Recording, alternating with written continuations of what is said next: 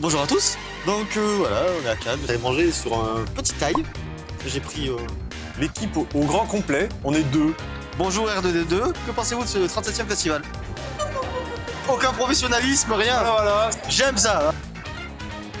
Mais le futur est là, regardez-le. Regarde comme il est grand l'espace portrait. Il y a vraiment des jeux étonnants. Hein. Scrabble, alors attends, on va essayer de trouver la règle. Comment? Des jeux étonnants. Il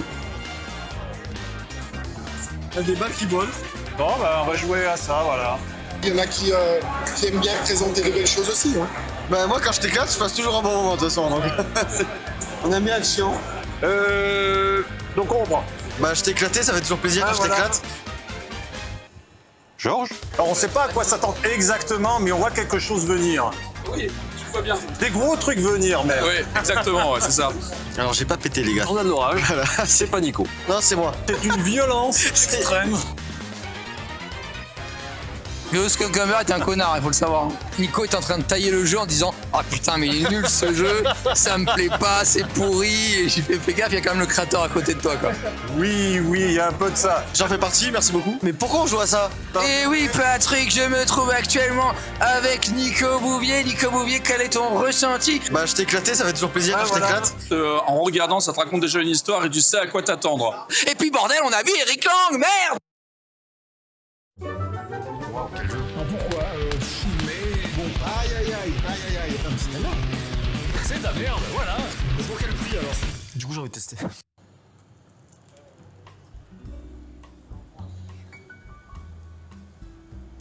Salut Nico. Et coucou. Bonjour à tous. Bienvenue à Cannes, épisode 2. Un an après, voilà. Magnifique panorama sur la belle ville de Cannes, hein, comme vous Ah, voyez. t'as fait sortir ton yacht là? Il est plus, là. Non mais si vous voulez, regardez, je vous montre. Hein. Je vous fais visiter. J'ai mon voilier. Quand je Ah, dois- mais t'en as deux. Quand je dois aller faire les courses, on est à Cannes, mais cette fois-ci pour les 4 jours, baby. On s'est pas fait niquer comme l'année dernière, on a pris le pass, regardez ça comme c'est magnifique. Alors on l'a Oh, pris, mais on peut plus s'en débarrasser. Oh, on a trop serré comme des cons, on n'a pas l'habitude. tu sais. Bon, pour vous dire, la première journée d'hier, le jeudi, la pluie. Mais à quoi a-t-on joué?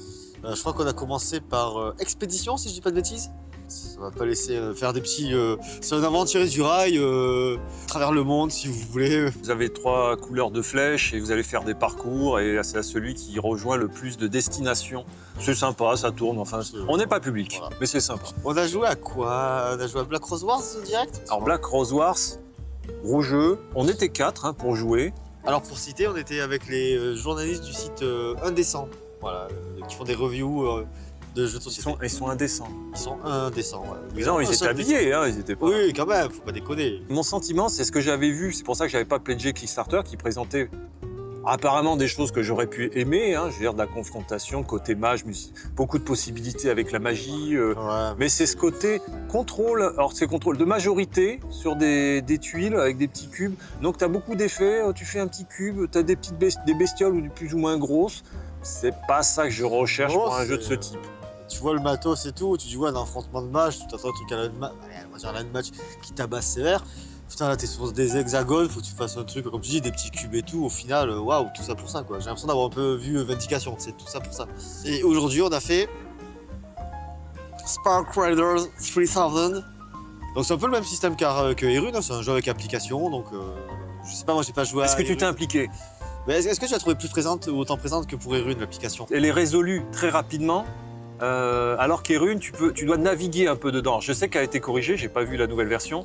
Pour le jeu que c'était, pour moi, à mon goût, trop présente. Et sinon, pour celui-ci, oui, je pense que ça passait. On n'a pas eu de soucis, c'était direct. Il y avait des commandes vocales où tu pouvais dire directement c'était tes marrant, actions. ça. Tu pouvais les saisir directement, les chiffres, pour finalement accélérer le jeu.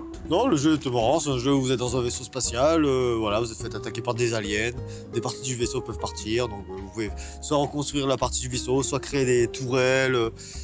J'en dirai pas plus parce qu'on n'a même pas fini la partie. Non, c'était une partie. Ce que j'ai bien aimé aussi, mais c'est le rythme en dents de scie.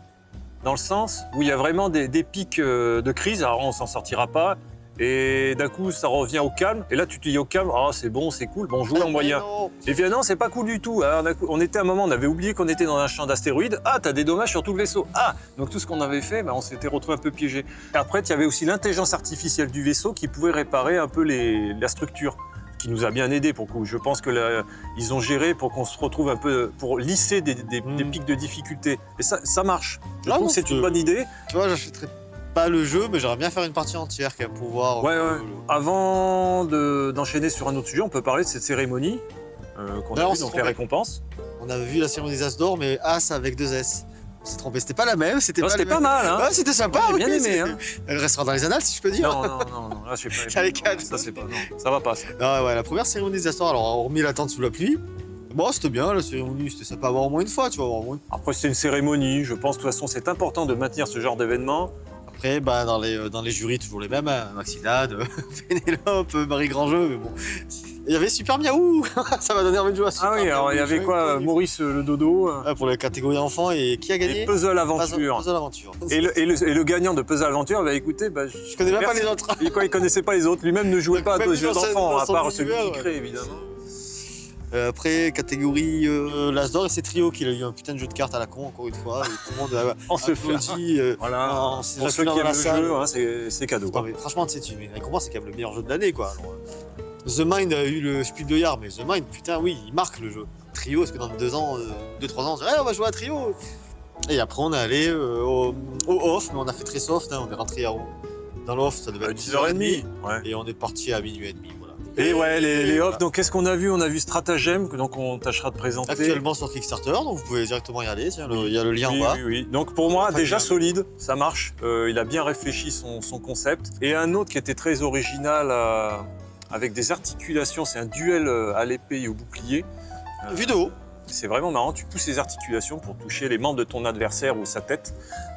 Vraiment très original, très J'ai sympa. touché les membres de son adversaire, Nico, quand même, t'as pas Ouais. honte. Hier, on est resté 2 heures au off, on a fait que la moitié. Et parce que la salle est pas bien grande Et non plus, encore on a fait, pas hein, fait. parce qu'on a regardé à droite à Ah gauche ouais, et on s'est installé sur les tables qui étaient libre.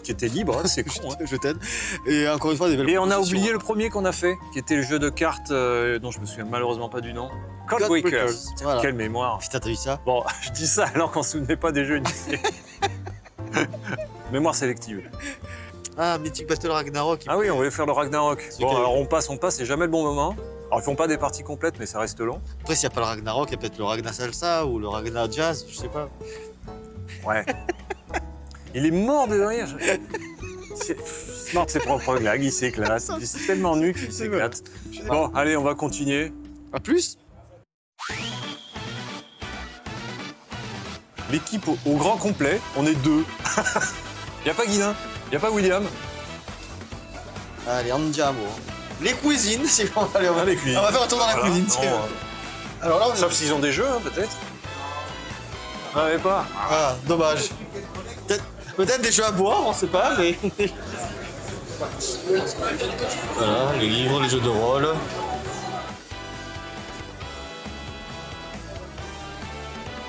On a retrouvé, c'est Faraway qui a gagné l'As d'or. Bah oui, moi j'y avais joué. Initié, ouais, voilà. Bah effectivement, c'est malin, là pareil, c'est une récompense méritée pour initier. Celui-là, Faraway. je le testerai bien, tu vois. Ouais, non, il se joue bien, gens c'est s'en malin. Et ce qui change effectivement la donne, c'est la résolution dans le sens inverse des cartes posées.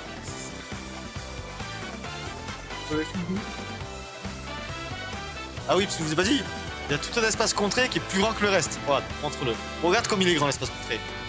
Ah oui, il y avait Ouais. plein de monde qui jouait à la contrée.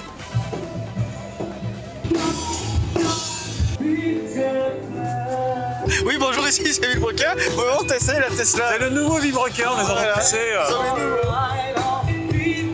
On aime beaucoup Alors. les voitures et les jeux de société. Tu as pris ta planche de surf? Bien sûr. Je veux pas dire de conneries, mais hier c'était pas la...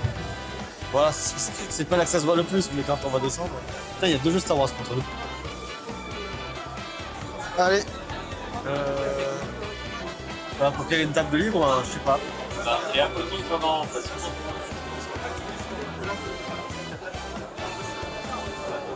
Bonjour. Bonjour, mais quel beau costume. Ah oui, on est d'accord. Hein. Impressionnant.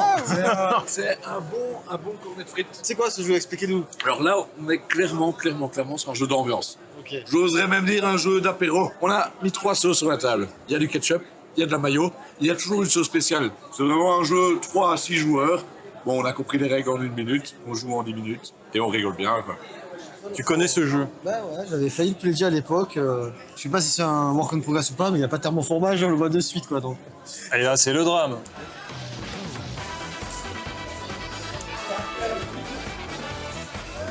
Le jeu pour Nico, le jeu des cigarettes et des mégots. J'aime bien la table. Ah, mais c'est notre Ah bah le Uno, il est là. Dungeon of Fitness.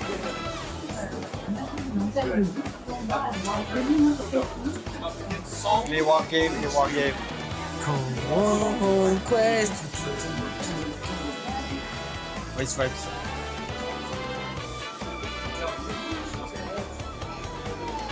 On va voir un petit peu de la pentouse.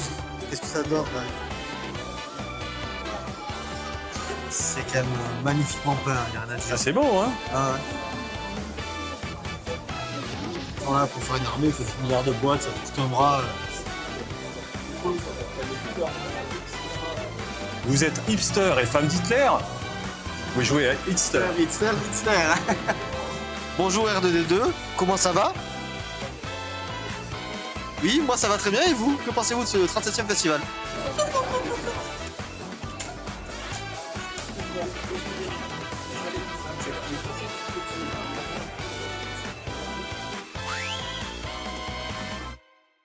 Bonjour Nicolas, le troisième Nicolas. Hein. Voilà, que des Nicolas ici, c'est incroyable. Depuis tout à l'heure, on attend aussi des gens qui appellent « Hey Nicolas, c'est pas nous !» Donc là, on est chez... alors le nom, c'est Olem, le nom du jeu, Le nom du robot. et c'est Ludotech. Ludotech, c'est le nom de la société. Et le robot, c'était une manière d'intégrer de la technologie, justement, en gardant ce côté physique dans le jeu. Qui est ce qu'on aime aussi. Allier le meilleur des mondes. C'est ça. Mais on a choisi de rendre le robot autonome également. Donc on a la moitié de nos jeux qui n'utilisent pas d'application. Et l'idée, c'était vraiment de pouvoir garder cette autonomie, mais le téléphone nous permet de faire plein de choses super intéressantes quand même. Typiquement, derrière, ils étaient en train de jouer à un jeu où chaque joueur a des informations différentes sur son écran. Là, on peut soit le mettre à jour pour rajouter des jeux, soit rajouter vraiment des fonctionnalités au robot. Le déguiser quand on veut pour un jeu. Ouais. Typiquement, derrière, il est déguisé en gardien là. Ah mais oui, il y a un petit habillage. Là. Quand c'est son tour, il va passer tout seul dans le donjon pour aller. Là, par exemple, il avait entendu un joueur, donc il a été voir pourquoi il y avait du bruit dans son donjon. Il a été attraper le joueur à l'instant. Alors là, c'est un des jeux Un des jeux. jouables. Donc là, c'est vraiment un truc modulable. Il y a la base donc avec ce petit appareil. Et vous avez combien de jeux, tu m'as dit? Aujourd'hui, on est à 15 jeux pour la sortie. Il y a le boss battler. Dans cette boîte-là, en gros, l'idée, c'est que de base, il y a le robot et ce qu'il faut pour jouer à le jeu d'exploration de donjon en coopération. Et après, les packs supplémentaires peuvent être rajoutés dans la boîte principale pour que il y ait un peu moins de place à garder chez soi. Nous, on a joué ici, c'était confrontation directe sur une petite table où donc le robot ne devait pas sortir. Détecteur d'obstacles, finalement. Voilà, détecteur Et on peut d'obstacles, voir s'il y a comme quelque sur chose un qui est véhicule. C'est un peu l'idée, ouais. On peut voir s'il y a des objets proches de l'EM, que ce soit des figurines, des punchs ou des mains des joueurs. Comme vous le produisez en France, c'est un certain coût. Donc là, vous vous positionnez comme une console de jeu. Donc là, on voit les différentes propositions, les différents packs. Ah, c'est tout un nouveau monde qui s'ouvre. Là, on était dans des applications, comme on disait parfois un peu invasives. Et là, on a carrément un support robotique. Ça me rappelle un peu les aspirateurs autonomes qui se baladent. Alors, il fait plus de choses, lui. On peut jouer avec. je pense qu'un jour, on va devoir faire cette extension aspirateur. Vu qu'on a la possibilité de rajouter des fonctionnalités, je pense qu'un jour, on va mettre une petite balayette et on vous donnera des points à chaque fois que vous nettoyez votre table. Écoutez, vous êtes à l'avant-garde de nouveaux modes de jeu, finalement. Ouais, c'est très original. Ouais, Avec les nouveaux outils dont on dispose. on attend le lancement officiel. Il arrive très bientôt. Bon, on vous souhaite un beau succès pour développer de nouvelles aventures, de nouvelles expériences de jeu. Merci beaucoup. Merci à vous. Nicolas.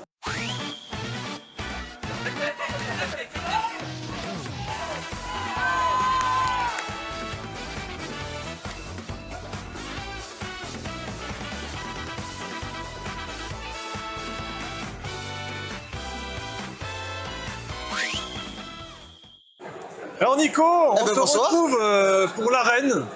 La Reine des Neiges? Ouais, non, l'arène de Cannes. Filme un peu l'ensemble quoi pour montrer le bois. Et Le carnage auditif. Voilà. Allez, Ouais, on allons-y. va voir parce qu'hier on avait déjà on avait regardé quelques petits jeux qui nous intéressaient. Mais ils ont changé de place, donc en fait c'est un jeu en lui-même le off. Ah, nos amis de chez Yutoken Tommy sont là, si tu veux qu'on aille les voir. ça peut-être. Là, ils sont là. À quoi qu'ils jouent? Salut. Est-ce que là, vous avez financé la participation de quelques prototypes On a financé 2 personnes par soirée, Ah. donc ça fait 8 personnes au total. Ce qui est intéressant dans les soirées proto comme ça, ce qu'on trouve, c'est que c'est qu'on a aussi bien des jeux qui sont des bouts de papier, des cartons. C'est les prémices, Oui. on va dire, jusqu'à l'aboutissement où on est déjà à des versions 3, 4, 5, des fois plus, où les gens arrivent avec des jeux qui sont presque affinés déjà. Allez, bon jeu, hein. Merci. On cherche ce qu'on avait dit qu'on voulait jouer, mais... En fait, c'est ça notre jeu. On fait un cache-cache géant. Je me suis fait coincer dans la populace. Il est bondé. Il y a même l'officiel du Scrabble. Alors attends, on va essayer de trouver la règle.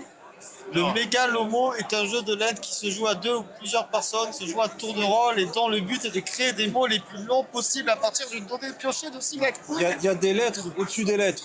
Pour mettre autre chose dessus, tout simplement. Il y a des balles qui volent. Bon, bah, on va jouer à ça, voilà. On avait joué donc à Stratagème hier. Le jeu est très simple, c'est un jeu abstrait. Bonjour, alors Bonsoir. tu es très occupé, tu es débordé. Exactement. Bon, présente-toi un petit peu. Moi c'est Baptiste Lonval, je suis donc auteur de jeux de société. Mon tout premier jeu qui donc, s'appelle Stratagème. J'essaie en auto-édition de faire une première production made in France avec les moyens que je peux. Quoi. Donc on va faire un minimum de 100 boîtes pour commencer et on verra où ça nous mène, s'il y a vraiment du succès ou pas. Donc le jeu sur Kickstarter, tu l'as lancé il y a quelques jours, c'est ça? Ouais c'est ça, l'objectif c'était vraiment de le lancer pour Cannes. Je me suis mis un gros coup de pied aux fesses pour qu'il soit disponible juste avant. J'ai eu 5 ou 6 jours de review et ça s'est validé à 18h le premier soir de New Off, donc nickel. Et maintenant c'est disponible et en gros donc, j'ai un petit QR code sur la table. Les gens, je les fais tester et si ils sont satisfaits, s'ils ont bien aimé, je leur dis n'hésitez pas à aller voir pour soutenir le projet. Parce qu'en attendant, vu que c'est l'auto-édition, tant qu'on n'a pas atteint la qualité minimale, le jeu n'existe pas au final. Là c'est juste un prototype, voilà, mais il sera vraiment concret que lorsqu'on aura atteint l'objectif. Présente-nous brièvement les mécaniques. Donc le jeu s'appelle Stratagème, c'est un jeu abstrait, dans la même catégorie que les échecs, les dames, etc. C'est un jeu de stratégie avec placement de pions sur plateau, multi-objectif. Il y a 2 conditions de victoire. Soit je peux gagner en alignant 4 pions de ma couleur secrète sur le plateau, soit en capturant 5 pions d'une même couleur, peu importe ma couleur secrète, parce qu'il y a des rôles cachés, on va dire, qui sont donc des couleurs secrètes qui sont distribuées en début de partie. Une couleur par joueur, donc là si on joue à 3, donc tu aurais par exemple le blanc, le bleu et le vert. Et donc je sais quelles couleurs sont en jeu, mais je ne sais pas qui a quelle couleur, sauf la mienne évidemment. Et donc c'est ça qui me permet d'en aligner 4 pour gagner. Mais donc il y a un sac commun dans lequel je vais piocher et qui est donc du coup composé de l'ensemble des couleurs qu'il y a. Donc en gros c'est la gestion stratégique d'aléatoire car je dois faire au mieux en fonction de la main que j'ai piochée, ce que j'imagine être la couleur de chaque personne et les opportunités qui se créent sur le plateau à force des mouvements.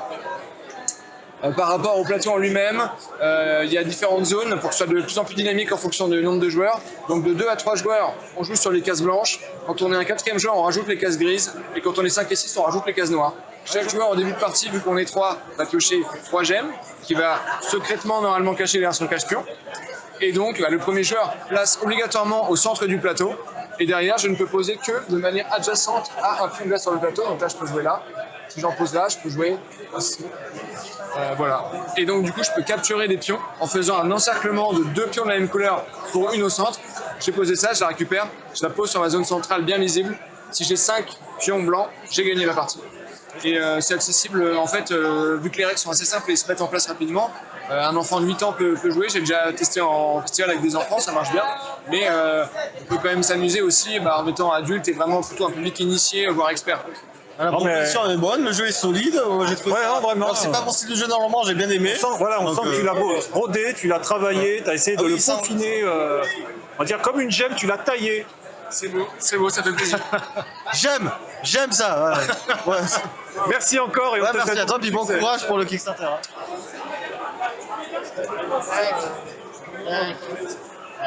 Ouais, non, ça, vous en avez pas 20.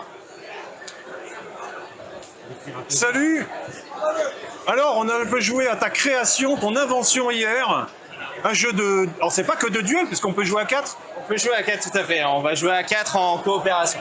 En coopération. Alors, c'est quand même assez fascinant, hein, parce que là, on a quand même un plateau de jeu avec 2 personnages, donc vus du dessus, en articulation. Exactement.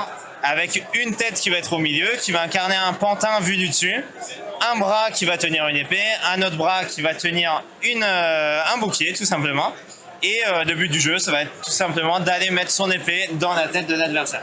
Alors là, c'est en position, tu peux nous faire une démonstration, donc on fait 3 mouvements chacun. 3 mouvements chacun, et un mouvement, ça va être une poussée. On va pouvoir mettre notre pousseur dans un rail et de pousser jusqu'à la butée.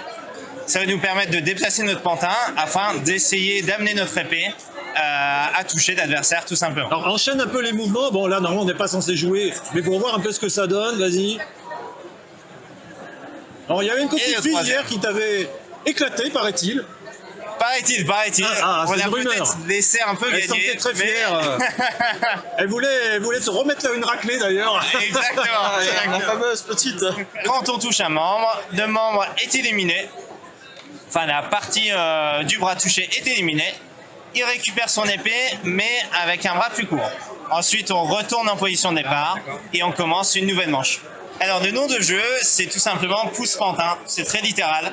On va pousser des pantins et ça fait le nom du jeu. On a une illustration parce que c'est marrant, c'est que tu as pensé même à illustrer un peu le concept avec des vrais mannequins, dire regardez, c'est mes personnages, c'est ceux-là, mais vus du dessus.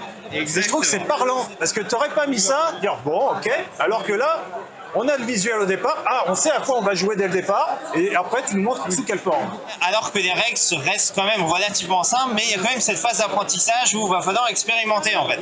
On va devoir essayer de pousser un peu comme on peut, comme on pense qu'on va faire. On va apprendre au fur et à mesure comment tout va bouger. Et à la fin, du coup, on va pouvoir mettre en place de vraies stratégies. Et il y a aussi des mécaniques qui vont être très spécifiques à la forme des pièces, c'est-à-dire qu'on peut se retrouver dans des positions telles que celle-ci. Ça nous est arrivé hier. Ce qui est arrivé, ce qui arrive assez fréquemment. Correspondant à un vrai duel. Correspondant à un vrai duel où on se rend vraiment compte de l'utilité de la garde d'une épée, en fait, tout simplement. Tout à fait. Donc on peut imaginer tout ce qu'on veut. En état, par exemple, j'ai mis une lance à deux mains, donc ça va bien changer la mécanique. Et après, on peut imaginer plein d'autres choses. Moi, évidemment, quand on imagine ça, des duels à l'épée, moi, je pense tout de suite à Star Wars. Mais en fait, il y a tellement de matière juste sur la base de ton jeu. Je pense même à des combats spatiaux, n'importe quoi. Tu parles justement, si tu commences à faire des combats à distance, tu peux faire des parties du vaisseau qui se détruisent, comme dans le jeu propose. Exactement. Par le premier contact, c'est une espèce d'un peu de joie d'enfant de découvrir un nouveau jouet. Quelque part, qu'est-ce que je vais faire avec ce truc? Et c'est vrai qu'aujourd'hui, je dirais pas les jeux se ressemblent tous, mais on reprend un peu des mécaniques, on a vu à droite à gauche, c'est normal. On part toujours d'un terreau un peu commun, on va faire évoluer, on va pousser, se développer à partir de ça. Mais c'est vrai que sur le moment, dire ah ouais, j'avais ces objets en main, tu vois, en état, je pousse, qu'est-ce qui se passe? Ah, ça marche comme ça. J'ai ce plaisir de la découverte. C'était drôle. On n'a pas toujours ce plaisir de manière le manuel et la découverte dans un jeu. Souvent, c'est assez abstrait. Ah, alors tu vas compter, on t'explique toute une règle. Tu lui avais expliqué, mais la prise en main est déjà une découverte en soi. Exactement. Oh, le ballon de rugby. Et donc voilà, donc évidemment, on peut évidemment changer chaque équipement par d'autres armes médiévales, mais on peut aussi complètement changer d'univers. Pour des sportifs, par exemple, on peut se retrouver un peu avec la même chose avec des grandes boxes, mais on peut aussi changer les règles. Bah écoute, merci encore, on te souhaite le meilleur. Bah, merci à vous. Rémi, en tout cas, c'était vraiment ouais, c'est super sympa, donc bon courage pour la suite, enfin bonne chance plutôt. Un grand merci. Bonjour messieurs. Parce que vous êtes une team, là, vous êtes l'équipe. Alors, le communicant, nous a-t-on dit? Exactement, notre community manager, exactement, qui est présent, Florian Baudouin, ici présent. Donc, présentez-vous. Donc, Simon Ferreira, auteur du jeu, donc Dédalium, qui est présent depuis sur la table juste derrière nous. Un peu à l'image. Donc, c'est un jeu qui est essentiellement, du coup, pour 2 joueurs, qui va être asymétrique, qui va opposer, donc, un aventurier qui va disposer de 3 héros, contre un maître du donjon qui va devoir disposer ses différentes unités dans sa zone. Le but pour le maître du donjon, pour l'aventurier, va être de faire progresser ses héros dans le dédale afin de rejoindre les escaliers qui sont à l'autre bout du plateau. Ouais. Pour cela, il va disposer donc de différentes capacités au niveau de ses personnages, également d'un deck d'objets qui lui permettra d'utiliser des objets en cours de route. Le maître du donjon, quant à lui, disposera de tout un panel de monstres qu'il aura sélectionné dans un marché des monstres. Donc c'est les cartes qu'on voit en contrefond. Toutes les unités sont positionnées face verso, face cachée sur la mise en place du plateau, ce qui permet du coup au maître du donjon d'avoir des leurres qui vont être mis en place également. Donc il y a un petit aspect bluff qui va demander du coup à l'aventurier d'enquêter un petit peu dans le donjon pour découvrir certaines unités et voir si c'est un leurre, si c'est pas un leurre, par quel chemin il vaudra mieux progresser pour atteindre la sortie. C'est un jeu du coup qui dure à peu près une vingtaine de minutes, 25 minutes, 30 minutes pour la première partie. Appréciant énormément les échecs, on est aussi sur un jeu avec une grille qui est assez réduite et une gestion de pièces qui viennent finalement capturer les autres en engageant des combats. Donc c'est vraiment les deux sources d'inspiration. On est sur un jeu stratégique, de bluff, et assez rapide. Il y a une part vraiment aléatoire aussi au niveau des combats.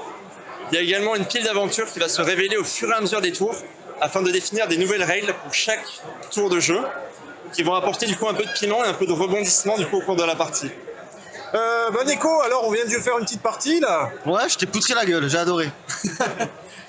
Oui, alors c'est contre toute attente. Quand je tu dois le je suis dire. d'accord, ça partait très C'était mal. pas Mais... très bien parti. Non, je me suis tapé un dragon dans la tronche. Alors mais, t'avais les tes 3 personnages. Voilà, donc, j'ai t'avais 3 le petits guerrier, personnages, la mage et le nain. Donc ils défonçaient les murs, toi tu t'étais infiltré par là. Moi j'avais placé un peu tous mes monstres au départ. Partout, il n'y avait plus de place libre. Voilà, on remet un petit peu comme ça, il y a des murs qu'on sautait parce que ça détruit, ça a vite disparu. Et en plus aussi le rythme de jeu, c'est que ça joue vite. Derrière. On a passé du temps à réfléchir, mais ça C'est s'est une première déroulé partie, c'est normal. Ouais, non, le jeu ça se joue bien en 20 minutes. Contrairement à Dungeon Twister, on y reviendra. Tu m'as fait un peu le ménage, et t'es arrivé avec le guerrier, et bim bam boum, les G2D, on a lancé les dés, la 3 et machin, tu m'as massacré. Le reste de la partie, moi je me suis amusé, les événements qu'il y a eu, l'apparition, ce qui était drôle aussi, les pièges qui te sont tombés sur la figure. Alors il n'y a pas eu d'effet immédiat, mais c'était drôle, c'était inattendu. Tu m'as tout envoyé sur la tronche. C'était vraiment le hasard positif, je veux dire, voilà, des surprises amusantes entre le dragon, les petits pièges. Des petites surprises quoi, au cours de jeu. Et ça crée de la tension, la dynamique dans la partie. J'ai l'impression que cette partie a eu beaucoup de pas de chance, des trucs totalement improbables, aléatoires, c'était assez... Bah, tant mieux, alors on aurait dû la filmer celle-là. En fait, c'est vrai qu'au final, dans cette partie-là, c'est pas tellement les combats qui ont été déterminants, c'était plutôt les malchances qu'ils ont subies à tour de rôle.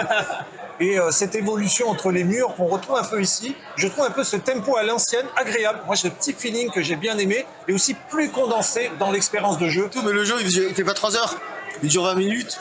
Bon, t'as un coup de malchance, ça se met en relance une, voilà. Exactement, ça permet de relancer une partie assez rapidement et de tester en fait d'autres configurations. Là, pareil, vous avez joué avec une version, on va dire, orientée salon, avec un pool de monstres qui est réduit. Oui. Il y a plein de choses aussi à faire avec des caractéristiques qui peuvent être intéressantes pour amener encore plus de rebondissements, des tentatives d'infiltration dans le coin adverse, qui peuvent amener des choses intéressantes aussi. Oh, puis ce côté destructible, on peut s'en sortir, on peut pas être coincé, voilà, on peut détruire un peu les murs, que ce soit par les boules de feu, les explosions, le maître aussi du donjon qui peut, par le bombo pour faire exploser, faire un peu le ménage. Il y a des solutions, il y a des situations, il y a des sensations, voilà, il se passe des choses dans le jeu, et de manière pas trop étendue comme les jeux à l'ancienne, où c'était des jeux faits pour passer tout l'après-midi un peu sur 1 ou 2 parties. Ça rappelle une partie de jeu de rôle où d'un coup il y a comme des critiques qui créent des nouvelles situations de jeu. Et il y a une espèce de variation et de nouvelles expériences et dont on se souvient, dire « Ah, tu te souviens quand c'est passé ça ?» Ouais, c'était marrant. Merci. Merci en tout cas. Merci.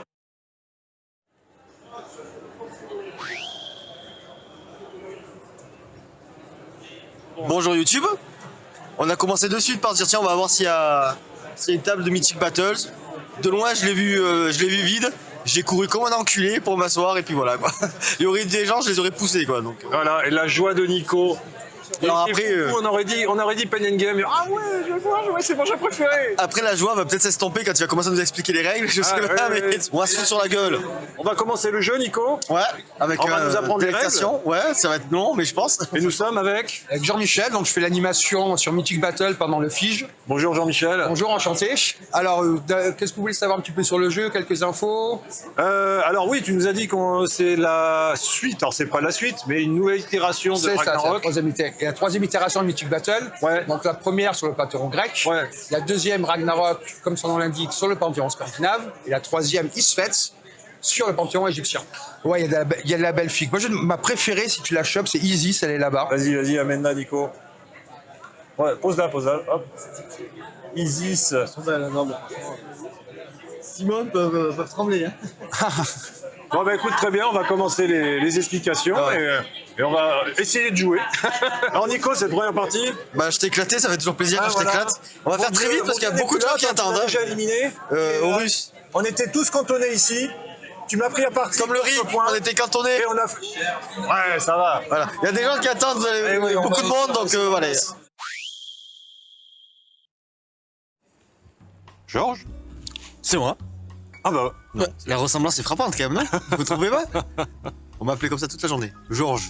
Je reçois des trucs sur... C'est pas les mouettes, là? Non. Enfin, parce que ça m'était tombé dessus, une mouette. Hein. Il y avait un gang de mouettes qui était arrivé, il m'a bombardé. pour remettre dans le contexte, aujourd'hui on est le samedi, c'est l'orgie les gars.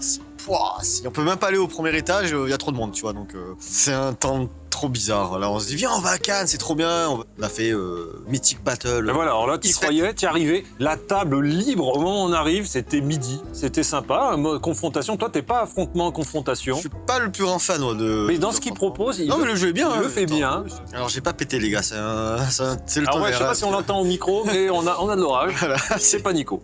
C'est orage au désespoir. Généralement il dit qu'il y a de l'orage, ben là c'est vrai, pour une fois. Mais je me suis synchronisé en même temps. T'imagines le mec, il sait à quel moment le tonnerre va éructer. Quelle indignité. Donc le jeu... Cool. La partie, on l'a menée, on l'a un peu abrégée. Je pense... Quoique j'aurais pu peut-être revenir en temporisant, en reculant, tu sais, en reprenant un peu plus de recul. J'ai mal positionné parce que c'est vrai qu'il y a une quantité limitée d'unités par zone. Je l'ai oublié. On est sur la continuité des jeux précédents. Il y a de quoi faire, hein, clairement. Si vous aimez ça, la figouze, peindre, waouh, vous allez vous éclater. Hein. Journée très intensive, un jeu. C'est clair. Il y a trop de monde. Ouais, non, et voilà, super. On est ravis de notre samedi. Bon, on a joué, on est content. Oui, non, mais de toute façon, on s'y attendait.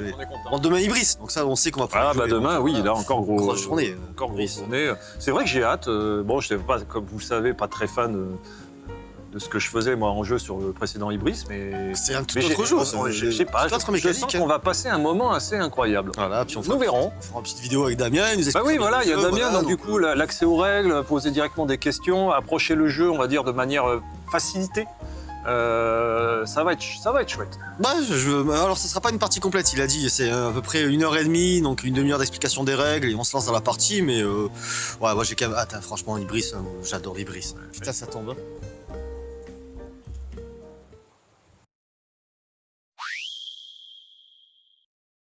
Bonjour. Bonjour. Donc là, je vois des défis fantastiques, Oui. des livres dont vous êtes le héros, et donc l'adaptation en jeu de rôle. Ouais, exactement. Alors c'est le jeu de rôle que vous voyez, est tiré de la série de livres dont vous êtes héros, Défis fantastiques. Oui. Qui compte près de 70 titres, hein, mais donc qui a développé tout un univers très cohérent qui s'appelle Titan.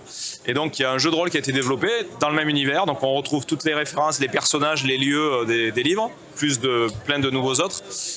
Et puis c'est un système de règles qui est très proche de celui des livres, légèrement complexifié, mais ça reste un jeu très facile à jouer. Sur la même base. Voilà, et graphiquement, je vois que vous tournez les pages, on a tenu à travailler avec les illustrateurs de l'époque, donc c'est pour ça que c'est très old school. Donc on a réutilisé. Très attaché à ces illustrations. Voilà. On a réutilisé plein de dessins et ce qui est encore plus intéressant, c'est qu'on a commandé des nouveaux dessins à ces illustrateurs, qui nous les ont refait un peu dans le style de l'époque, parce que parfois certains ont évolué de style. Donc on a eu l'honneur de travailler avec les illustrateurs et les auteurs aussi. Donc d'ailleurs à côté de moi il y a un auteur des Défis fantastiques, Jonathan Green, qui a écrit plusieurs livres publiés dans les années 90 et jusqu'à nos jours. Là, ça c'est le dernier qui est sorti l'an dernier. Alors c'est vrai que ma mémoire me fait un peu défaut. C'était quel titre justement? Est-ce que vous pouvez m'en citer de mémoire de Jonathan Green? Oui. Oui, alors je crois que son premier c'était Le Sépulcre des Ombres. Ah, j'ai dû le faire. Il a écrit Les Chevaliers du Destin aussi. Oui. La Malédiction de la momie. Il en a fait pas mal. Les Pirates de l'au-delà, Le Pirate de l'au-delà, voilà, ceux qu'on voit ici en stand qui ont été réédités. Tous n'ont pas été réédités. Donc avec des nouvelles illustrations là pour le. Alors nouvelles illustrations de couverture, par contre à l'intérieur c'est les mêmes contenus visuels, mais parfois même on a fait. Alors c'est toujours Gallimard Jeunesse, l'éditeur, mais nous on travaille Scriptarium avec eux. On est des experts de l'univers et donc on a fait réintroduire tous les dessins inédits parce que parfois il manquait des dessins dans les éditions originales qui avaient été pour des raisons inconnues écartés de la version française. Je ne savais même pas pourquoi ils avaient écarté quelques illustrations. Et puis bon, les textes ont été aussi corrigés et harmonisés parce qu'en fait, il y avait plusieurs traducteurs qui travaillaient à l'époque sur ces livres. Oui. Et je pense que personne n'avait conscience que c'était le même univers. Donc il y avait plein de noms de lieux, par exemple, qui étaient traduits de façon différente. Donc on a établi un glossaire commun avec l'éditeur Gallimard Jeunesse. Et donc maintenant, tout est cohérent entre les livres et les jeux de rôle. Corriger un petit peu. Ah oui, il a fallu corriger pas mal de choses. Après, il y avait des erreurs de traduction, des fois, des petites approximations, des coquilles. Donc il y a eu tout un travail qui a été fait. Et des contenus additionnels également. Il y a des petites... Nous, on a rédigé des textes complémentaires qui présentent l'univers. Ah, pour le lore un peu des univers, hein, oui, pour s'immerger Voilà, un peu c'est ça. davantage. Parce que c'est vrai que les défis fantastiques, c'était chacun un univers unique. Il y avait quelquefois donc des second ou troisième épisodes, je veux dire comme le retour à la montagne de feu ou des Ouais, choses comme il ça. y en a qui se suivaient, ouais, c'est ça. Et des règles un peu à part pour chacun, même si on restait sur une base. Ouais, il y avait une base commune et des fois, il y avait des petites spécificités. Là, je voulais juste te montrer, parce que on a fait, ça c'est l'atlas de l'univers. Ah, mais les cartes, ça fait tellement partie de... Voilà, et là, il y a une carte qui est rigolote, là, que je m'étais amusé à faire, où on localise tous les... avec notre illustrateur Gidus, là, qui signe les couvertures, et on a localisé tous les livres sur les différents endroits de la planète Titan dans lesquels il se passe. Parce que je me souviens, j'adorais tellement les cartes, je me projetais dans ces cartes, j'aimais beaucoup l'aspect voyage par le... Oui, c'est très important. Je me souviens de Loup solitaire, je reprenais chaque carte de chaque volume pour essayer de recomposer la carte. Loup solitaire, il y a une vraie... Alors, Loup solitaire, c'est un vrai univers cohérent qu'on découvre d'un livre à l'autre. Là, la différence, c'est les défis fantastiques, on jouait un personnage différent à chaque fois. Voilà. À part pour la série Sorcellerie, là, où on avait 4 livres qui se suivaient, c'est dans l'ancien monde. Mais sinon, c'était des one-shots. Il y a un gros public de nostalgiques, mais il y a aussi des jeunes qui s'intéressent au concept de livre-jeu. Il y a pas mal de nouveaux titres qui sortent alors chez d'autres éditeurs, hein, c'est pas forcément chez nous que tout se passe, loin de là. Mais notamment, alors nous, on est dans un stand commun, le Plumier des Chimères, avec Alkonost et Poseidonia.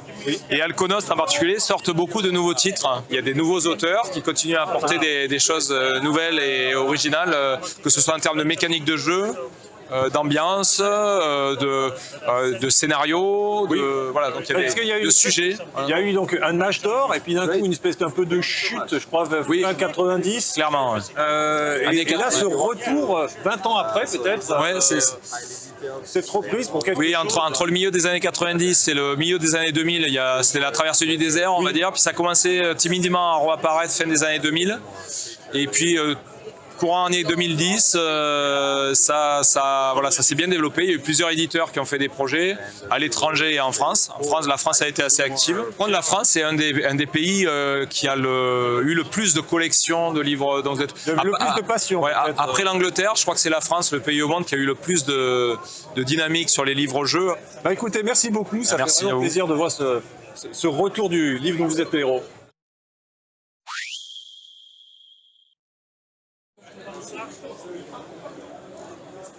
Alors Nico, ça va? Ouais, c'est l'orgie les gars, vous voyez, c'est... Alors là, c'est pas le plus plein, on va aller dans la zone rouge. On va essayer d'y aller. Pardon. Excusez-moi. Non, c'est moi, je débouscule encore tout le monde. Je bouscule tout le monde, c'est une violence extrême. Moi je suis encore dans Mythic Battle, tu sais, c'est juste... Allez, je suis là pour regardez, il a des éraflures sur la joue. Voilà. Je peux vous montrer, hein, voilà, premier étage. Voilà, pour l'escalier. Unbelievable. Voilà. Il y a trop de monde. Donc on va aller boire une bière. Donc là, on était allé sur le stand hier. Voilà, on peut un peu l'illustrer de FFG, de Star Wars Unlimited. Leur nouvelle exploitation de jeux à collectionner. Ouais, c'était du Magic un peu mélangé au Star Wars Deck Building qu'ils avaient sorti. Han Solo, il est pas très beau. Hein. Donc on était dans cet espace. Le jeu n'était pas désagréable, je pense qu'on avait un deck de base. Oui, c'est ce qu'elle disait, on avait les decks de donc, base. Ici, on a d'autres effets. J'ai eu la curiosité. Alors, les illustrations, on en parlait, c'est mitigé. Il y a du bon et du moins bon. Là, Han Solo, il ressemble plus à Han Solo, quoi. Excuse-moi, mais... Non, je t'ai... Non, mais il s'est pris un seau d'eau dans la tronche, c'est ça que je voulais dire. Pardon. Autant Leïla, elle est jolie, elle est bien dessinée, mais autant... Oui, non, il y en a, franchement, ça va, le style... un peu cartoon moderne, ça passe. Et il y en a d'autres, c'est pas moyen. Quand t'as des centaines d'illustrateurs sur le même jeu, ouais, c'est souvent... voilà, c'est... On compare aux illustrateurs des précédents jeux, étaient d'excellente facture. Ils les ont beaucoup utilisés et réutilisés. Ouais, c'est toujours les mêmes. Que ce soit pour tout ou d'autres jeux, que ce soit c'était toujours les mêmes. Ou Horror Arkham qui avait les mêmes illustrations, qui étaient très sympas. Donc là, ils ont voulu renouveler leur pack d'illustrations, rajeunir un peu la licence. Bon, c'est résultat mitigé. Il y a Marvel United qui est libre si tu veux qu'on teste. Allez, voilà. c'est parti, excellent. Allez. United, on y va. Allez, on est unis. Qu'on joue à quelque chose quand même. Alors Nico? Bonjour YouTube. On a joué à X-Men Marvel United, voilà. On profite du salon de Cannes pour jouer à des vieux jeux, mais bon, c'est pas grave. Donc, je sais plus, oui, il date quand même de pas mal d'années. Bah déjà, moi je peux... Regardez là, comme elles sont magnifiques. Ah, les figous, hein. Moi j'aime bien le côté chibi aussi. Ouais. C'est du Cibone, c'est magnifique les figous.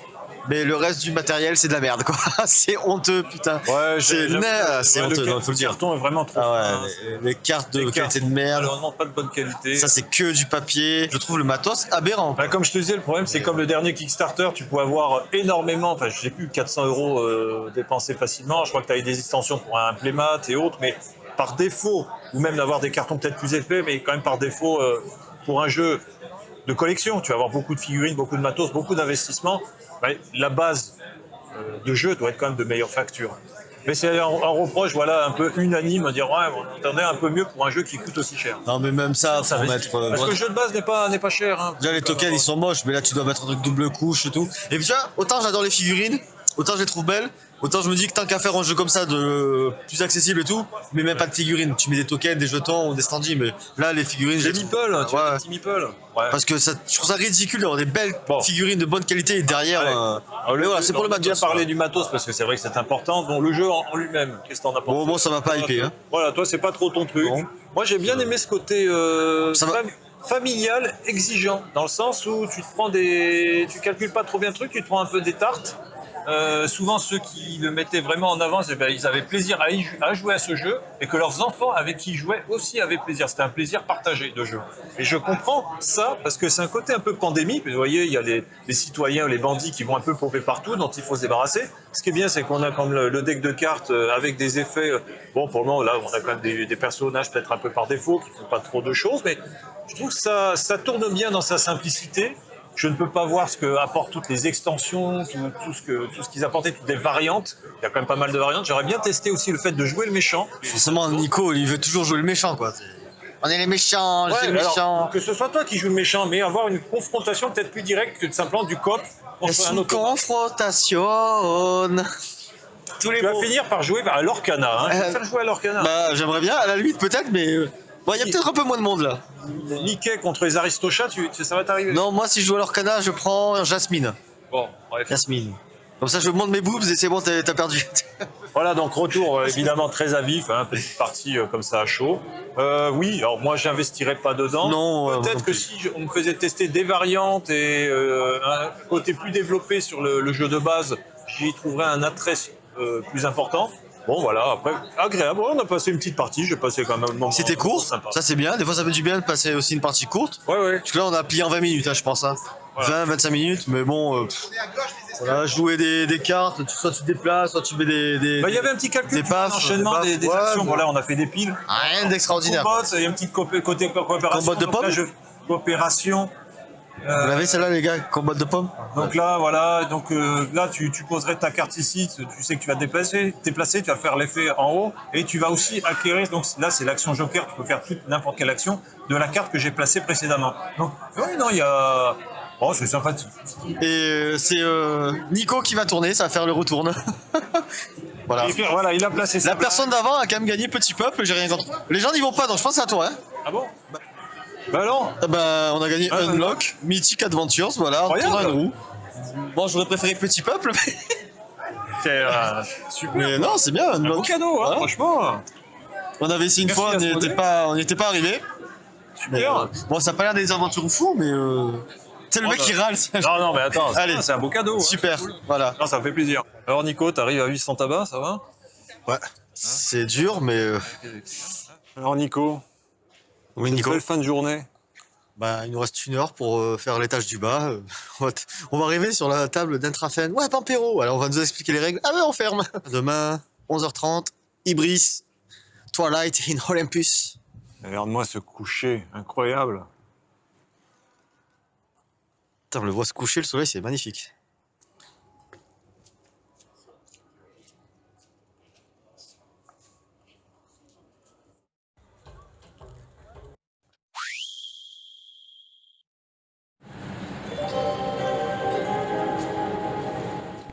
Here comes a new challenger!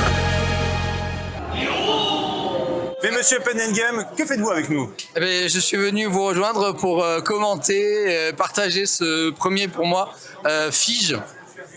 Là, les gens sont pas trop figés, donc ça va, il y en a beaucoup plus, qui... Tu commences sur les chapeaux de roue, tu commences directement avec un gros jeu avec nous. Je commence avec Ibris 2. Twilight in Olympus. Voilà, Ibris Twilight Impus, rien à voir avec les vampires qui brillent au soleil. Et t'es venu avec notre ami Ron, ici présent. Bonjour. Voilà, merci. On va se lancer dans une grande partie. Damien est présent, il prépare tout. Ça donne envie, en tout cas. Voilà. En tout cas, qu'il y a quelque chose de cinématographique. Juste en regardant, ça te raconte déjà une histoire et tu sais à quoi t'attendre. Alors on ne sait pas à quoi s'attendre exactement, mais on voit quelque chose venir. Oui, tu le vois bien. Des gros trucs venir même. Oui, exactement, ouais, c'est ça. Donc là, ça va être intéressant. On va jouer à un jeu qui va donc avoir déjà un background existant avec le premier Ibris. Et là, on va arriver 200 ans plus tard sur le théâtre d'opération de la guerre de Troie. Et donc du coup, on va avoir 3 factions et je vais vous expliquer à quel moment de l'histoire on est et qu'est-ce qui va se passer. Donc c'est un peu une suite directe en fait quoi. Donc, c'est une suite complètement directe. C'est un 2. Et il sera modulable avec les personnages du premier ou enfin, non? Non, là c'est pas modulable dans le sens de tel matériel de celui-ci, tel matériel de celui-là. Ok, donc encore plus de place dans la cheminée, sur la cheminée. Déjà que le premier prend énormément de place, mais voilà, là on a à peu près l'idée de. Un proto là, c'est déjà. Si, ça c'est un proto que nous on qualifie de juste ok quoi. Quasi final quoi. Ah non, c'est juste ok, là il manque, on est à 40% de l'artistique, il manque énormément de choses. Les plateaux sont pas encore ergonomiques, mais c'est des choses qui vont arriver progressivement avec le développement. Oui, avec le double couche et tout ça, ouais. On connaît. Ah bah oui, le double couche il était dans le premier, donc. Je trouve que c'est. Alors même mieux parce que là l'idée c'est que le jeu soit full néoprène. À la type théorie game quoi. Ok. Ouh, ça promet. C'est-à-dire que par exemple, au lieu d'avoir juste des ressources comme ça, on aura plutôt des playmats avec des chips qu'on va tourner pour calculer tes ressources, etc.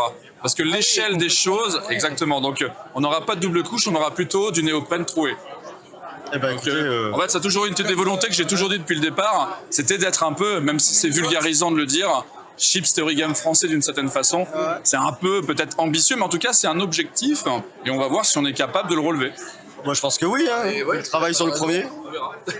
Mais c'est un jeu très attendu par les gros joueurs parce que là on a des amis là qui étaient passés, ils disent ah ben on a essayé d'avoir un rendez-vous mais il n'y avait plus de créneau. Et on a eu la chance d'avoir un créneau avec toi, le dernier qui était libre. Ah, vous êtes arrivé mais juste au moment où il fallait. Ah mais c'est le destin. C'est la chance des fois. On devait jouer.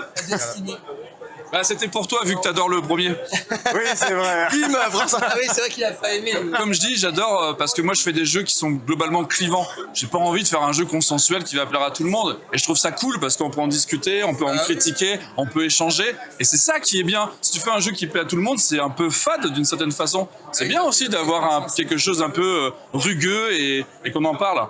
Le consensus tue le consensus. Alors, quelque chose d'entier. Ouais. Alors les amis, Ibris 2, qu'est-ce que c'est? 200 ans après les événements du premier, vous allez jouer donc les Achéens, menés par Zeus, Athéna, Poséidon, entre autres, qui sont devenus complètement fous de l'Aegis. Ce qui s'est passé, c'est qu'ils sont tellement devenus fous de l'Aegis qu'ils ont tué intégralement tous les primordiaux pour récupérer leur essence divine. Ils ont chassé tous les artefacts qui existaient pour les détruire et pour récupérer l'Aegis, et aujourd'hui il ne reste plus qu'une seule source d'Aegis, qui est l'œil de Nyx. L'œil de Nyx, c'est ce qu'on voit en fait sur voilà le dessin qu'on voyait dans le premier, c'est la gemme à côté du sous-titre. Voilà, c'était foreshadowé dans le premier. Et donc cet œil de Nyx, eh ben Poséidon l'avait utilisé pour fabriquer la muraille de Troie et la ville de Troie. Donc du coup, cet artefact extrêmement puissant et ironiquement le truc qu'ils doivent réussir à défoncer pour le récupérer. C'est un peu l'anneau unique quoi. Ouais, un petit côté comme ça on pourrait dire effectivement. Donc l'objectif va être très très clair pour les 3 factions, c'est un jeu en opposition, donc on va avoir d'un côté notre ami Achéen qui va donner le tempo de la guerre, et lui va essayer de récupérer cet œil de 3 façons. La première, c'est militairement. S'il arrive à casser un segment du mur, en enlevant les points de structure restants, eh ben, il va rentrer dans la cité, il va gagner immédiatement la partie. Condition très claire. La seconde, notre ami Troyen a une jauge de morale, ici qui est setup à 10, donc là elle est sur 9, on va la remettre à 10, là le petit cube, ici.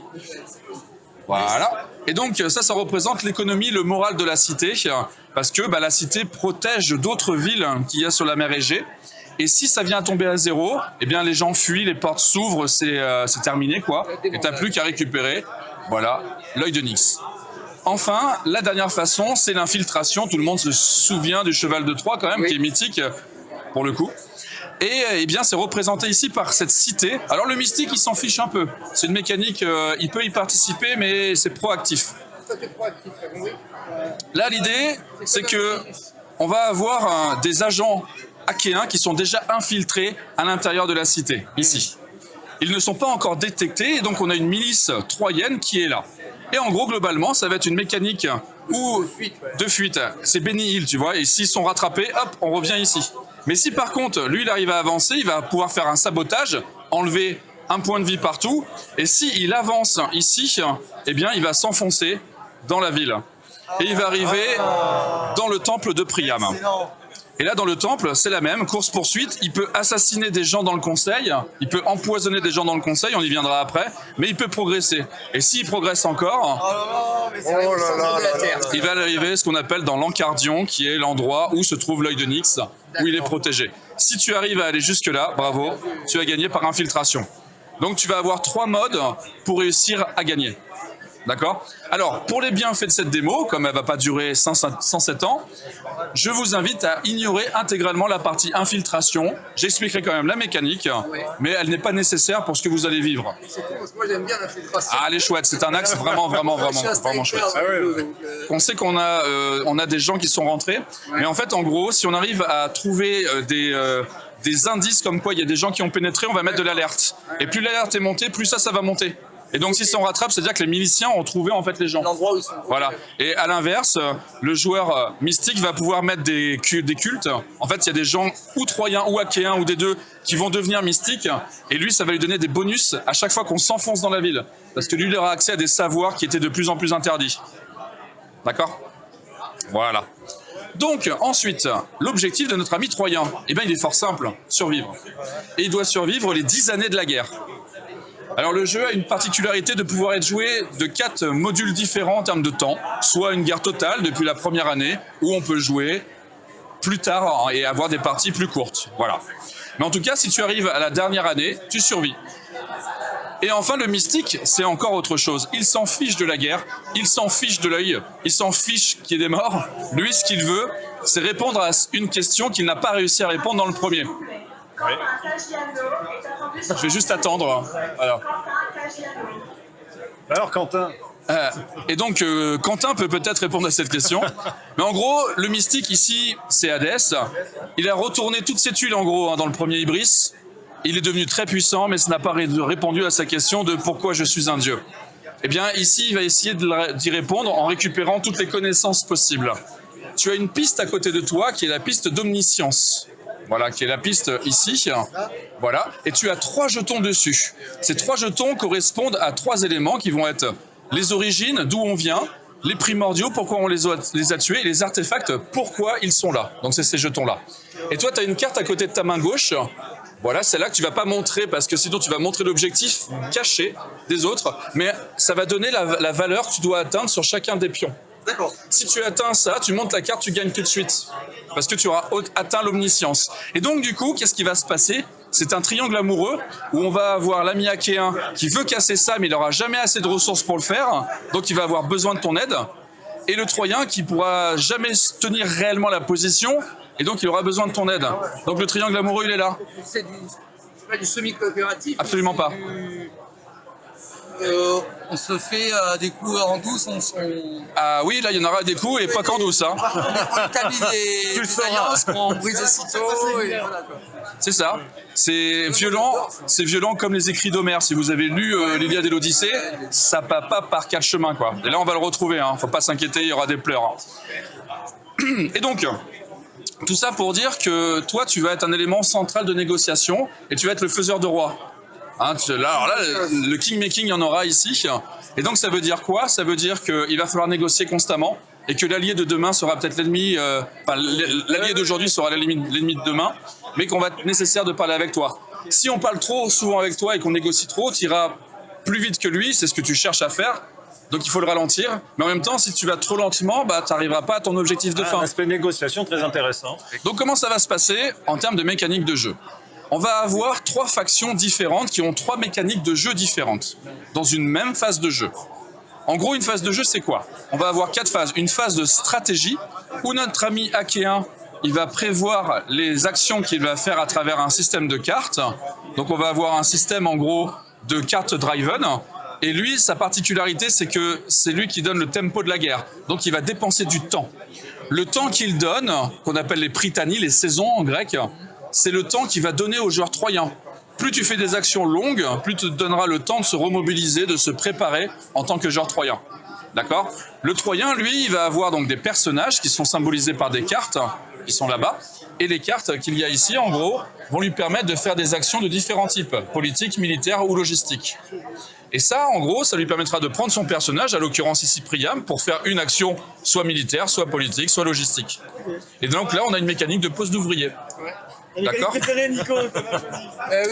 Et enfin, le mystique, c'est quelque chose de radicalement différent. Lui, il va plutôt jouer par un tableau, une table de Ouija géante, en gros, qui va lui indiquer, il va essayer de prophétiser, de deviner les actions que vont faire les autres joueurs. Toi, tu prophètes, tu as 4... Ouais, complètement. Tu as 4 neneuils, et tout le reste, c'est pas des neneuils. Et toi, tu vas mettre des jetons partout en essayant de deviner ce qu'ils vont faire. Si tu découvres ce que va faire un joueur, on arrête le tour du joueur, et toi, tu joues avant. Ok, donc c'est pour avoir la priorité. Et c'est possible que dans cette démo, Nico, tu joues pas. D'accord. Ce qui va te faire aimer le jeu à fond. Quand il arrive là dans le jeu, je suis déjà emballé. Je suis déjà conquis. Et donc du coup, ça te permettrait, toi, de jouer une de tes 6 actions. Alors, pour le bien de la démo et pour avoir quelque chose d'un peu plus roleplay, je vais pas expliquer l'intégralité des règles, ce qui fait qu'on aura des fois un peu de frustration, mais voilà, hein, c'est pas grave. Mais par contre, ça va faire émerger de l'histoire et des choses assez rigolotes. Et on va essayer de le jouer un peu plus au feeling, en fait, d'accord ? Voilà, mais je vais expliquer quand même globalement à quoi ça ressemble. Ne vous inquiétez pas. On joue sans connaître les règles, on se prend la boîte de dés. Donc ça, c'est la première phase. Première phase, toi, tu choisiras autant de cartes que tu veux. Les cartes que tu joues pas, tu les mets ici. Pareil pour le joueur troyen qui va choisir des personnages, qui va garder des personnages qu'il ne jouera pas. Et toi, pendant ce temps-là, tu mettras des petits jetons ici et tu choisiras comment tu vas te set-up en caractéristiques militaires, spirituelles et politiques. Parce que toi, tu as cette espèce de versatilité. La deuxième phase, ça va être une phase d'action qu'on appelle la phase de saison. Globalement, grâce à cette piste, toi, tu vas donner le tempo de la guerre. Tu vas dire, je vais faire une action de fabriquer. Et à chaque fois que tu vas jouer une action, tu vas devoir dépenser entre 1 et 3 saisons. Donc du coup, si tu dépenses par exemple 2 saisons, eh bien tu vas avoir un bonus de 2 de temps. Donc tu feras ton action. Et ensuite, alors bien sûr, Nico, entre-temps, il va tourner, voir s'il a trouvé fabriqué. T'as trouvé fabriqué, tu vas jouer. T'as pas trouvé, tu fais ton action. Si tu avais trouvé, tu joues. Puis ensuite, il va jouer son action fabriquée. Voilà. Toi, tu vas faire ta fabrication. À l'occurrence, ici, fabriquer, c'est rajouter des unités dans l'île de Lemnos. Voilà. Chaque, on va dire, personnage a ses propres unités qui sont de 4 types. Mon robot, mon dieu, mon MK. Mes unités de mobilisation, donc ça va être des bateaux, des arches de téléportation pour les mystiques. Ensuite, les guerriers de base, donc les troopers, en gros, là, donc voilà. Ensuite, les unités lourdes, donc à l'occurrence pour lui des minotaures, pour toi des cyclopes, et pour lui des centaures. Et enfin, des unités volantes, donc des harpies, des griffons, des tolos. Donc voilà, vous avez 4 types d'unités. Et fabriquer va permettre de fabriquer des unités. Et donc, le temps qu'il donne, par exemple ici 2, eh bien quand ça va être à Nico de jouer, eh bien il va choisir un personnage et il aura 2 unités de temps. Et ces 2 unités de temps, c'est grâce au joueur achéen qui lui donne. Et donc, lui, quand il va choisir son personnage et que par exemple il va se dire je vais entraîner du monde, il va avoir une action immédiate. À l'occurrence ici, ça va être de piocher autant de temps de cartes, donc ici 2, et c'est tout. Et si le personnage est encore présent dans le conseil à la fin de l'année, eh bien il va pouvoir activer le pouvoir d'entraîner. Parce qu'entraîner des gens, ça prend du temps. Construire des renforts, ça prend du temps. Et si le personnage n'est plus là parce qu'il a été tué, empoisonné ou envoyé au front, il ne pourra plus entraîner. Et donc du coup, ça va mettre beaucoup de tension pour lui parce qu'il va devoir toujours être tiraillé parce qu'il est assailli, il est acculé. Est-ce que je laisse mes personnages ici ou est-ce que j'aide ? Ils sont pas éternels, on peut les perdre. Ah ça, tes héros, non, ils sont pas éternels. Un personnage qui meurt, il meurt, sauf pour lui, parce que lui, il peut les ramener de l'Hadès. Mais quel tricheur ! Mais oui. Je suis immortel, ça pour ça. Une fois que tout le monde a joué et que l'intégralité des saisons a été utilisée, eh bien à ce moment-là, on va passer à l'avant-dernière phase de jeu qui est la fin du tour. En gros, pour schématiser, vous allez gagner des valeurs de ressources, de la thune, des ressources, du commandement, on va en parler juste après. Et on va faire avancer le temps, on va faire avancer les infiltrations, voilà. Et surtout, on va déclencher la dernière phase qui est l'effet de siège. Notre ami Nico qui joue Troyen, il perdra 1 de morale de base, parce que c'est l'usure de la guerre, il est sous un siège, et 1 de morale par ville qu'il ne possède plus.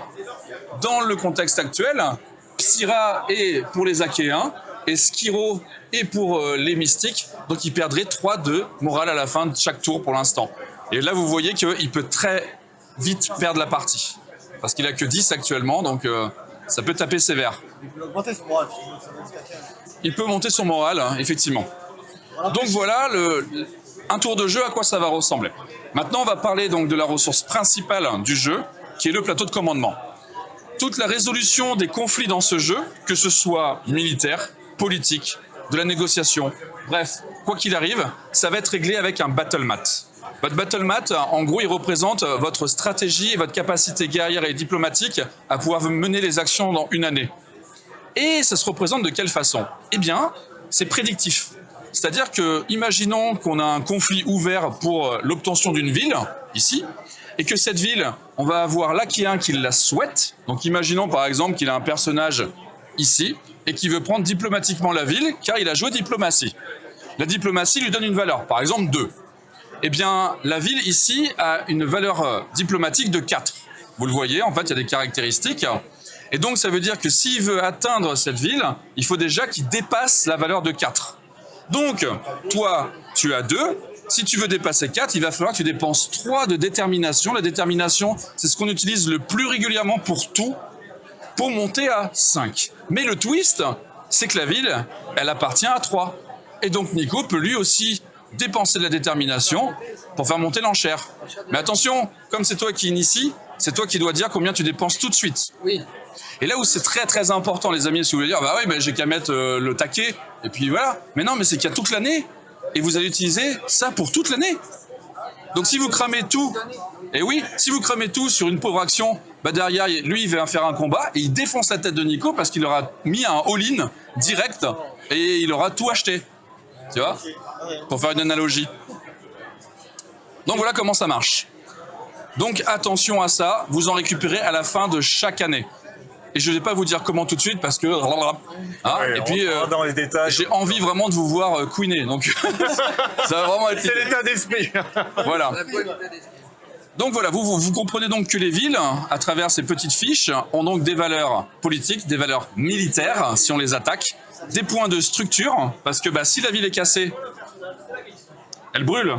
Si la ville brûle, il perdra encore plus de morale, mais surtout, ça veut dire que les ressources disponibles par la ville ne sont plus accessibles par n'importe qui.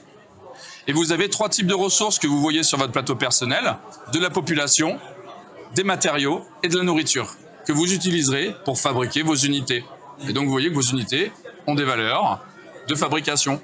Et pour lui, il les utilise également pour renforcer ses murs, ou pour créer des canons. Voilà, vous voyez l'idée? Ok. Ah, ça a l'air complexe quand même. Hein. En fait, c'est assez logique, mais oui, c'est dense. Voilà. Pour faire chacune de ces unités, à chaque fois, il faut ce qu'il y a écrit là. Non, ça c'est le truc de départ. Ce que tu as écrit ici. D'accord, là. Chaque ligne, Ça, c'est écrit là. départ, Non, ça, c'est quand ton robot est cassé. Mais on en parlera si ça arrive. D'accord? Ça, ouais.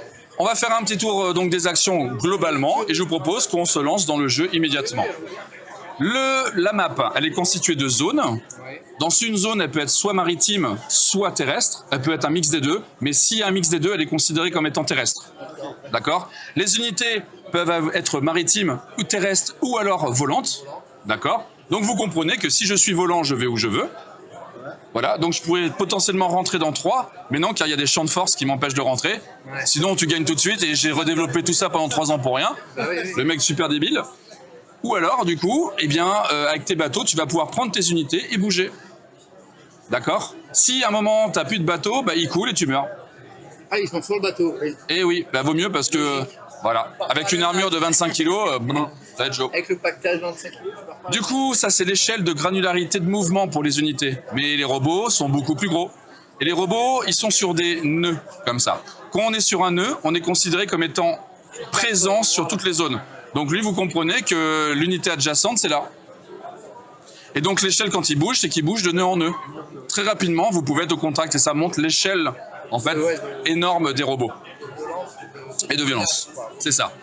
Alors les actions, globalement, vous les avez sur votre fiche principale.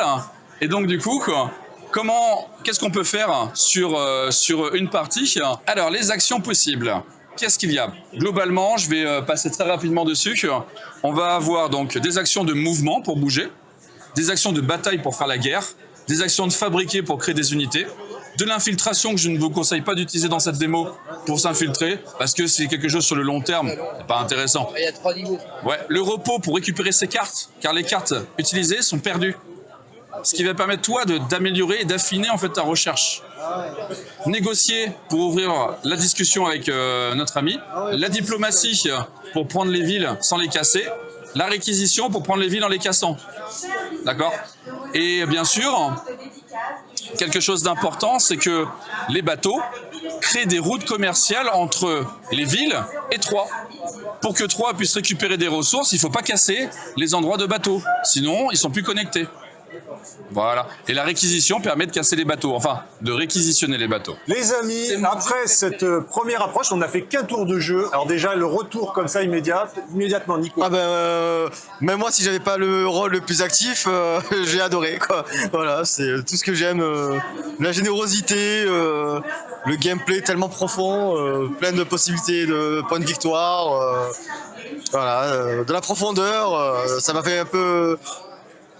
Vous regardez faire le ping-pong, moi ça m'a fait cramer le cerveau, savoir comment j'aurais réagi moi et tout, mais super retour.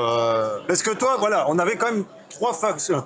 C'est 3 factions, avec des gameplays vraiment uniques, chacun, donc sa mécanique. C'est totalement asymétrique. Toi, tu avais celle qui était la plus originale, qui était en réaction, en anticipation au plan de jeu qui se déroulait sous tes yeux, donc tu étais vraiment un peu l'observateur, dire bon, je vais me placer, observateur divin, c'est profiter de la situation. Comment toi tu as senti ton rôle?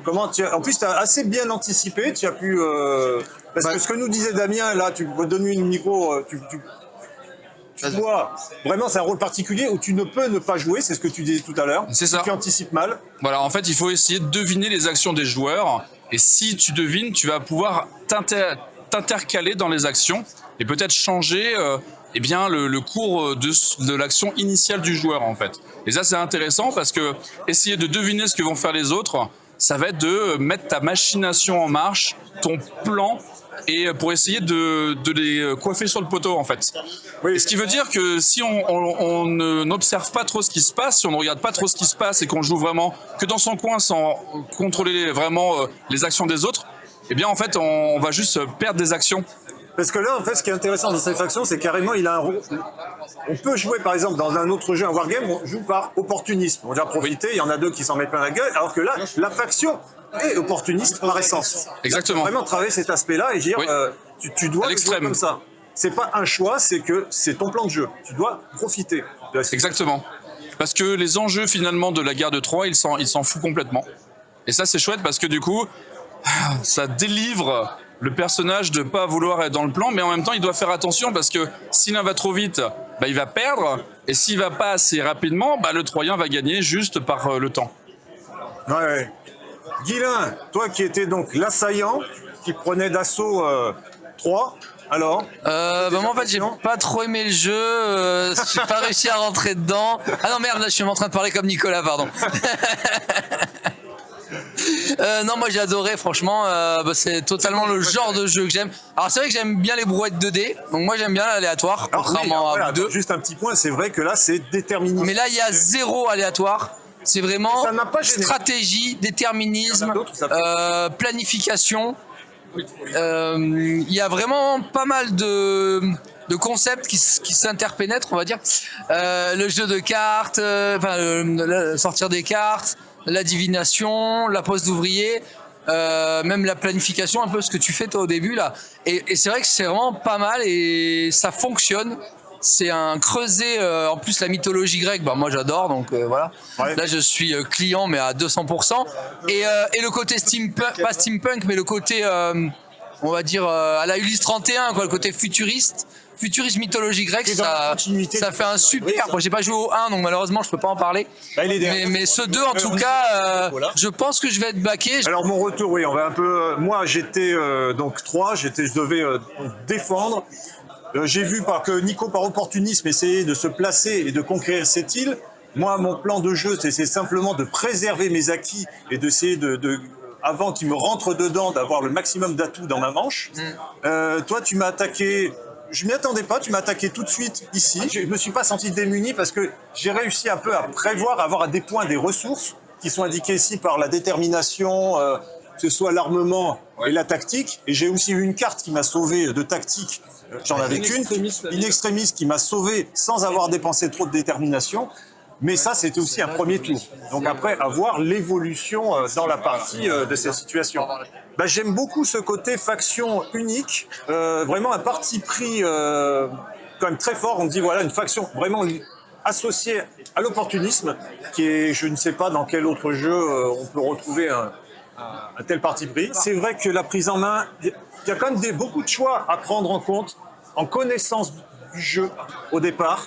Et c'est vrai qu'avec cette introduction et avec toi présent qui pouvait répondre directement à pas mal de questions, c'est vrai que ça aide beaucoup à la prise en main qui est on est quand même sur quelque chose d'exigeant. Bon, mais c'est un jeu qui est encore ultra généreux, peut-être encore plus que le premier, quoi, franchement. Donc, pour en revenir directement donc, au financement qui va venir, qu'est-ce que tu peux nous dire justement sur le KS? Attends, déjà, ça sera sur Gamefound, non? Ouais.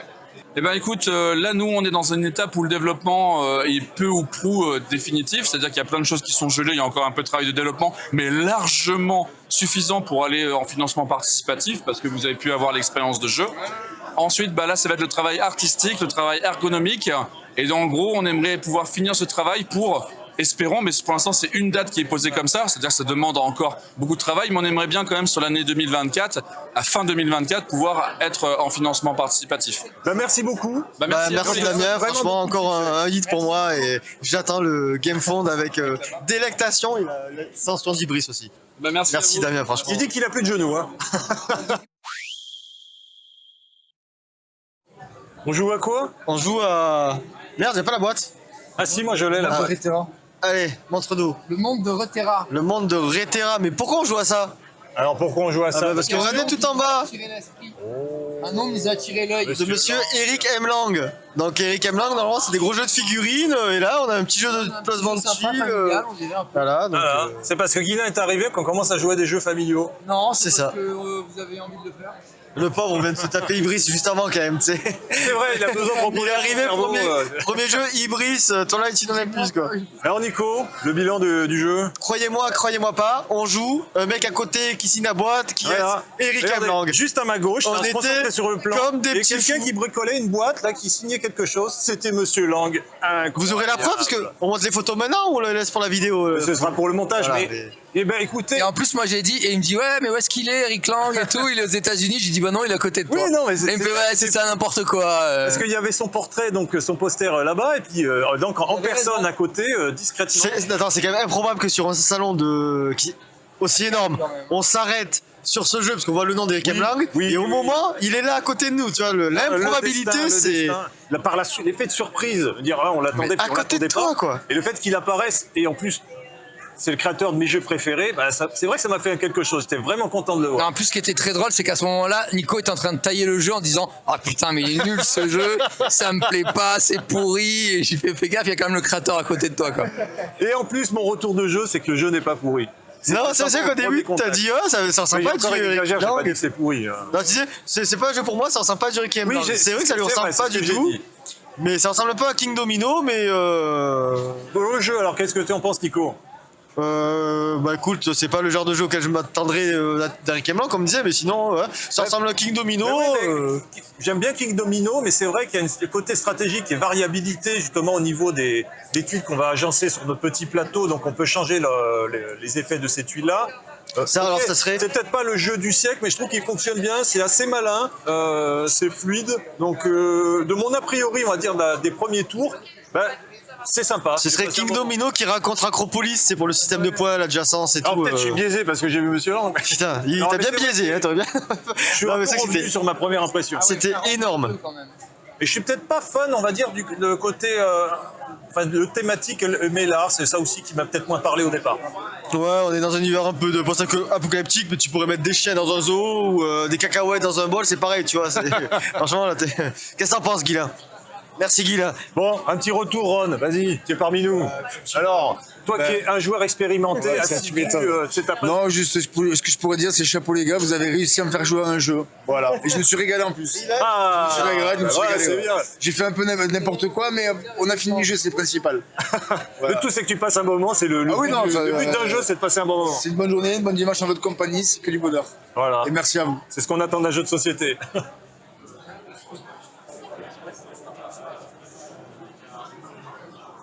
Alors les amis, c'est la fin. Et oui Patrick, je me trouve actuellement avec Nico Bouvier. Nico Bouvier, quel est ton ressenti? Where is your ressenti on the festival, sur le festival? Oui, bonjour.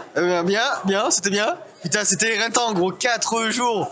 4 jours. Et sur les rotules, hein, moi je sens que tu veux speeder. Ah mais là j'en peux plus. Je pense que tout le monde, on sent tout le monde ranger vite fait les... On a encore 3 heures de route, je vais pioncer dans la voiture, je vais pioncer chez moi, je vais pioncer demain quand vous allez chaudner. Parce qu'on remet ça demain, ils vont venir à la maison pour jouer.